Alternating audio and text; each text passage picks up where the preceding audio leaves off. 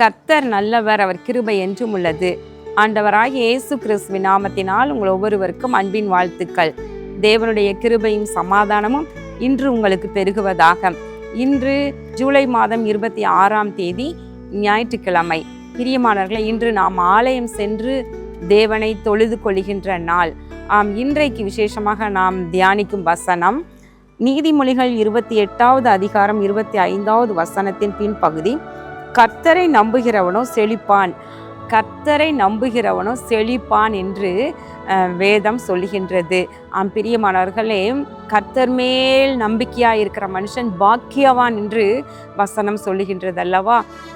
அப்படி கர்த்தரை நம்புகிறவன் செழிப்பானாம். எப்படி செழிப்பானாம்? அழகாய் எரேமியாவில் அழகாய் எழுதப்பட்டிருக்கிறது. எரேமியா 17:7-8 இவ்விதம் வசனம் சொல்லுகிறது. கர்த்தர் மேல் நம்பிக்கை வைத்து கர்த்தரை தன் நம்பிக்கையாய் கொண்டிருக்கிற மனுஷன் பாக்கியவான். அவன் தண்ணீர் அண்டையிலே நாட்டப்பட்டதும் கால்வாய் ஓரமாக தன் வேர்களை விடுகிறதும் உஷ்ணம் வருகிறதை காணாமல் இலை பச்சையாய் இருக்கிறதும் மழை தாழ்ச்சியான வருஷத்திலும் வருத்தமின்றி தப்பாமல் கனி கொடுக்கிறதுமான மரத்தை போல் இருப்பான். பிரியமானவர்களே, இங்கு கர்த்தரை நம்புகிறவன் செழிப்பான் என்று நீதிமொழிகளில் எழுதியிருக்கிறது. அதே போல எப்படி செழிப்பான், எப்படிப்பட்ட ஒரு செழிப்பான வாழ்க்கை? அதற்கு எரேமியா தீர்க்கதரிசன புத்தகத்தில் இவ்விதம் சொல்லுகிறது.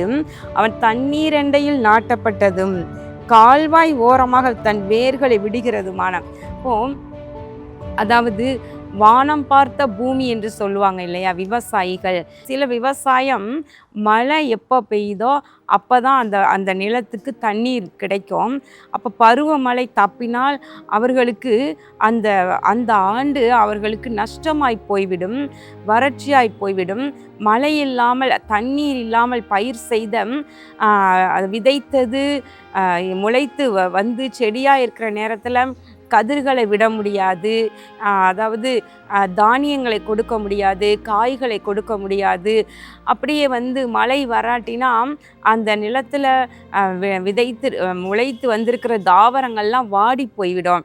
ஆனால் அப்படி இல்லாமல் கர்த்தரை நம்புகிற மனுஷனுக்கு என்ன ஒரு பாக்கியம் சொன்னால், அவன் தண்ணீரண்டையிலே நாட்டப்பட்டதும், அவன் அதாவது தண்ணீரண்டையிலே நாட்டப்பட்ட ஒரு மரம் போல, தண்ணீர் அண்டையில கால்வாய் ஓரமாக தண்ணீர் ஓடிக்கொண்டிருக்கிற இடத்துல தன் வேர்களை விடுகிறதுமான.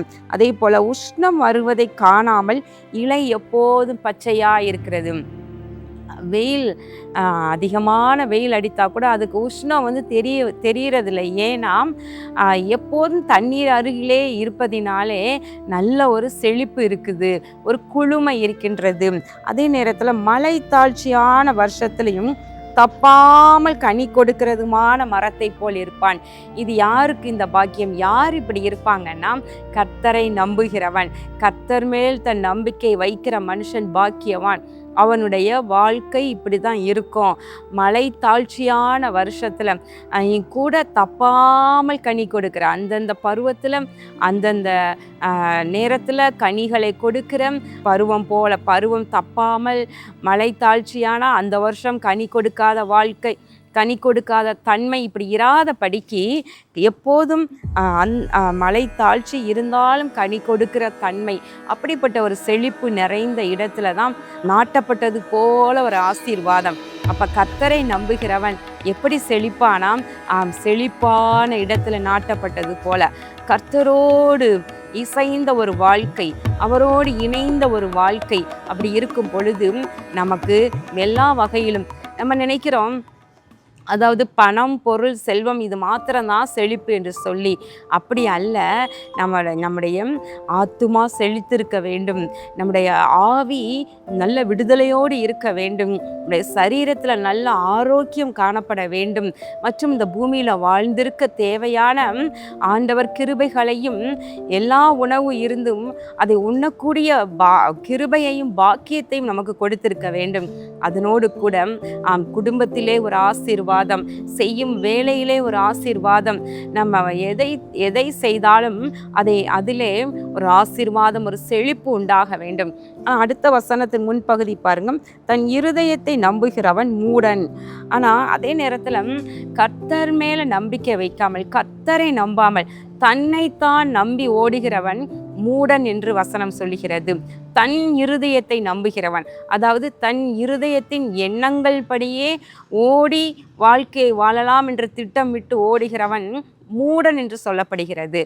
இஸ்ரவேலிலே ஒரு ராஜா வியாதிப்பட்டு படுக்கையில் இருந்த பொழுது அவன் கர்த்தரிடத்தில் விசாரிக்காமல் கர்த்தரில்லாத அந்நிய தேவர்களிடம் விசாரிக்கும்படியாக ஆள் அனுப்பி, நான் பிழைப்பேனா சாவேனோ என்று சொல்லி கேட்டு வர அனுப்பினான். அப்பொழுது ஆண்டவர் அதை பார்த்து கோபம் அடைந்து தன் தீர்க்கதரிசியிடம் சொல்லுகிறார், அவன் ஏறின கட்டிலிருந்து இறங்க மாட்டான், அவன் சாவான் என்று சொல்லி சொல்லுகின்றார். பிரியமானவர்களே, கர்த்தரை நம்பும் பொழுது நமக்கு செழிப்பு. இந்த ராஜா அன்றைக்கு கர்த்தரை நம்பி அவரிடம் விசாரித்திருப்பாரானால் நிச்சயமாக அவருடைய ஆயுசு நாட்கள் ஆண்டவர் சற்று கூட்டி கொடுத்திருக்கலாம் அல்லவா? எசேக்கியா ராஜாவுக்கு கூட்டி கொடுத்தது போல இவருக்கும் கூட்டி கொடுத்திருப்பார் அல்லவா? எந்த சூழ்நிலையிலும் கர்த்தரை நம்பி நன்மை செய்தல், கர்த்தர் சொன்ன வார்த்தையில் நம்பிக்கை வைத்து காரியங்களை செய்தல். ஈசாக்கு கர்த்தர் சொன்ன இடத்துல விதைத்தான், கர்த்தர் அதை ஆசீர்வதித்தார் என்று பார்க்கின்றோம்.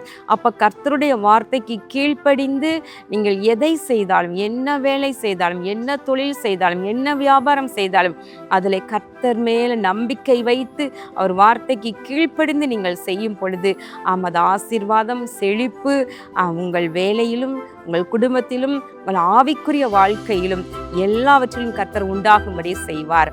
கண்களை மூடி ஜெபம் பண்ணுவோமா? எங்கள் அன்பின் பரலோக பிதாவே, இதோ கர்த்தரை நம்புகிறவன் செழிப்பான் என்ற வசனத்தை தியானித்தோம். ஆண்டவரே, உம்முடைய பிள்ளைகளும் உம்மேல் நம்பிக்கை கொண்டு ஆண்டவரை ஆவிக்குரிய பிரகாரமாகவும் இந்த பூமிக்குரிய பிரகாரமாகவும் ஆண்டவரை செழித்திருப்பார்களாக. ஆண்டவரை சரீரத்திலும் நல்ல ஆரோக்கியமாய் வாழ்ந்திருக்க கிருபை செய்தருளும். ஆண்டவராகிய இயேசு கிறிஸ்துவின் நாமத்தினாலே இந்த ஜெபத்தை ஏறெடுக்கின்றேன் நல்ல பிதாவே, ஆமேன். கர்த்தர் உங்களை ஆசீர்வதிப்பாராக. ஆமேன்.